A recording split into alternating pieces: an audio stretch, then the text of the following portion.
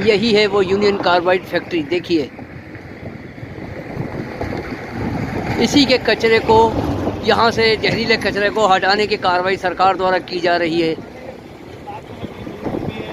के समय का वो तालाब है जिसमें कि गैस कांड का कचरा इस यहाँ भी दबाया गया है, गैस पीड़ित संगठनों का कहना है। लेकिन सरकार यहाँ से वो कचरा, जहरीला कचरा नहीं निकाल रही है जिसे निकालना चाहिए। ये पास में ही देखिए, ये गैस पीड़ित बस्ती भी है।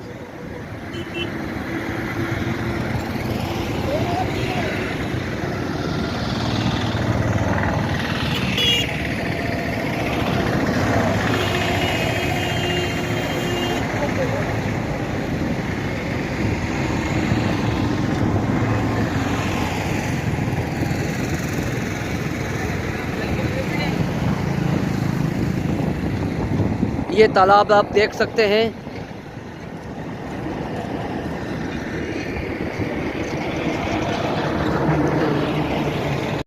बस्तियों का भूजल प्रदूषित हुआ है और वो आगे बढ़ रहा है। वो कारखाने के अंदर 21 जगहों पर दबा हुआ है। कारखाने के बाहर हजारों टन जहरीला कचरा जहरीले तालाब के अंदर है। इसको ले जाने से भोपाल के लोगों का कोई फायदा नहीं, बल्कि पीथमपुर और इंदौर के लोगों के आबो हवा और पर्यावरण और सेहत को भारी नुकसान होना है। इसका सिंपल सल्यूशन था 126 करोड़ खर्च ना करके। इसका सिंपल तरीका था कि जो कंपनी ये प्रदूषण करने के लिए जिम्मेदार है, यूनियन कार्बाइड और डाव केमिकल, उसको मजबूर किया जाता वो अपने देश ले जाए जहाँ पर उसके पास संयंत्र है, पैसा है इसको निपटाने के लिए। और ये कोई ऐसा नहीं है कि पहले नहीं हुआ है। 2003 में कोडाई कनाल में तमिलनाडु में यूनिलीवर नाम की अमेरिकी कंपनी अपना जहरीला कचरा लेकर गई है। तो ये उसी तरह से हो सकता था और 126 करोड़ टैक्स पेयर्स के कोई लेने की ज़रूरत नहीं थी।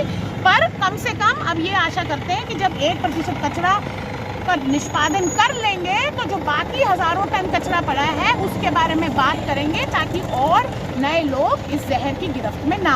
मैडम, आप लोग को अंदर जाने दिया नहीं गया कि नहीं गया? यूनियन कार्बाइड के जो संगठन के नेता हैं यहाँ पर, जो बेचारे इतने सालों से सेवा कर रहे हैं, कि अंदर क्या हो रहा है क्या नहीं हो रहा है? चौथे स्तंभ को जाने नहीं दिया जा रहा है। हाँ।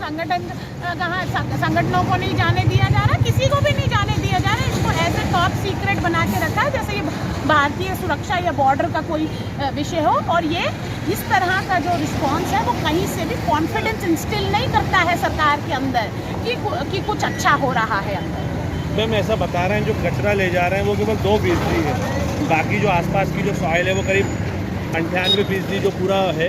उसके निष्पादन को लेके आपकी क्या आगे योजनाएं तैयारी है? उसको कैसे हटवाएंगे यहाँ से, उसकी सफाई कैसे करवाएंगे? देखिए कोर्ट का ऑर्डर है, वो बोलता है कि इंटायर टॉक्सिक वेस्ट का वो करना है, खाली 337 का नहीं करना है। हम तो ये प्रिंसिपल सेक्रेटरी, हम तो प्लान देख चुके हैं कि कैसा होगा। पहला ये करने के लिए आपको एक कॉम्प्रिहेंसिव साइंटिफिक असेसमेंट करनी पड़ेगी, देखने के लिए कि कितनी दूरी और कितनी गहराई तक कौन से केमिकल हैं। अभी तो बस आपको पता है 21 जगह में, और वहाँ पर आपको ये पता नहीं कौन से केमिकल हैं, कितनी दूरी तक हैं। अब कैसे साफ करोगे जब आप ये बेसिक जानकारी नहीं होगी? तो पहले वो स्टडी होगी, अभी तक हुई है 18 स्टडीज हुई हैं, वो थोड़ा थोड़ा बताती हैं, पर एक विस्तृत स्टडी होकर इसका अभी जो आंकड़े हैं ना उसमें बोलते हैं 1.1 मिलियन टन जहरीली मिट्टी है। तो भाई 1.1 मिलियन टन बहुत होता है, बहुत होता है। तो मतलब ये तो उसका 0.05 भी नहीं है 1.1 मिलियन। तो ये जो है, अगर सरकार सही में सीरियस है कि जो प्रदूषण करे वो हर्जाना भरे के सिद्धांत से, तो वो तुरंत बैठे, आकलन कराए, डाव केमिकल को बिल दे और बोले भुगतान करो, हमारे लोग इसको नहीं झेलेंगे, पीथमपुर के लोग इसको नहीं झेलेंगे। क्योंकि पीथमपुर में भी जला के 300 मेट्रिक टन से 900 मेट्रिक टन बनाएंगे, 3 गुना ज़्यादा, 126 करोड़ को जला के, बताइए आप। और उसको फिर वहीं गाड़ देंगे, ताकि आज जो भोपाल में हो रहा है वो 20 साल बाद पीथमपुर और इंदौर में होगा। यहाँ कितने एकड़ में गड़ा हुआ है कचरा? मतलब यहाँ पर अंदर 67 एकड़ पर और बाहर 32 एकड़ पर। टोटल कितना रकबा है इसका? 87। बाहर वो जो पीछे तालाब है उसमें भी है ना? हाँ, उसमें ही तो है सबसे ज्यादा। अच्छा मैम, एक 40 टाइम का लंबा पीरियड रहा, उस दौरान यहाँ के लोगों ने काफ़ी झेला, फिर भी उसको ये लापरवाही की जा रही है। उसको लेके आप लोग आगे क्या प्लानिंग कर रहे हैं, क्या योजना बना रहे हैं कि जैसे 40 साल बाद ये इनिशिएटिव शुरू हो रहा है, लेकिन फिर भी व्यापक स्तर पे इसको निपटाने के इंतजाम हो या काम शुरू हो, उसको लेके अब आप लोग क्या करेंगे? हम इस गैस पीड़ित संगठन ही है जो कर रहे हैं कुल मिला के। हाँ, जी, ये हाई कोर्ट में जो ये बात आई है वो संगठनों द्वारा लगाया हुआ पिटीशन है। पीछे जो तालाब पड़ा एक हुआ मिनट है, मैं जवाब दे। तो ये पर सरकार को भी तो अपने लोगों के साथ होना चाहिए ना।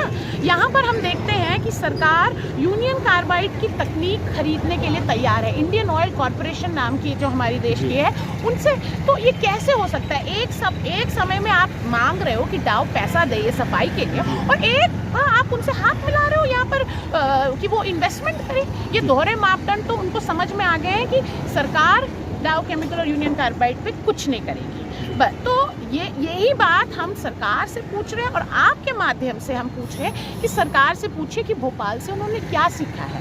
क्या उन्होंने यही सीखा है कि भोपाल के अंदर नहीं, पीथमपुर और इंदौर में लोगों की पर्यावरण को तबाह करेंगे? क्या उन्होंने यही सीखा है कि बहुराष्ट्रीय कंपनी जो यहाँ पर लोगों को कत्लेआम कर रही हैं, जो लोगों की ज़िंदगी प्रदूषित कर रही हैं, उनको हर तरह से संरक्षण देंगी? ये तो मिसाल नहीं हो सकती। नहीं तो भोपाल तो कभी भी ख़त्म नहीं होगा, और भोपाल जैसे हादसे कभी ख़त्म नहीं होंगे। यूनियन कार्बाइड के बाहर पुलिस का सख्त पहरे के अंदर हो रही है कचरे को यहाँ से लेके जाने की कार्रवाई। पूरे कचरे को कंटेनरों द्वारा भरा जा रहा है, लेकिन अंदर मीडिया सहित कई गैस पीड़ित संगठनों को भी अंदर जाने की कोई परमिशन नहीं है।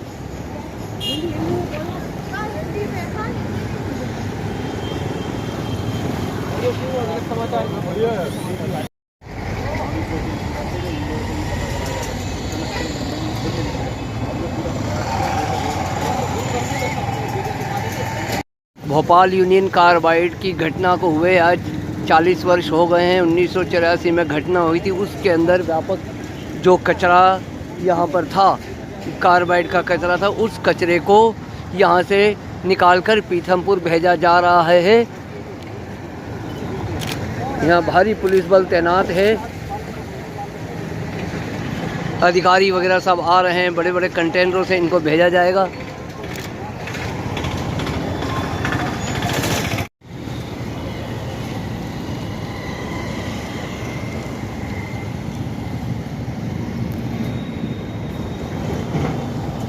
लगा दिए गए हैं यूनियन कार्बाइड फैक्ट्री के बाहर कि कहीं कोई घटना ना हो।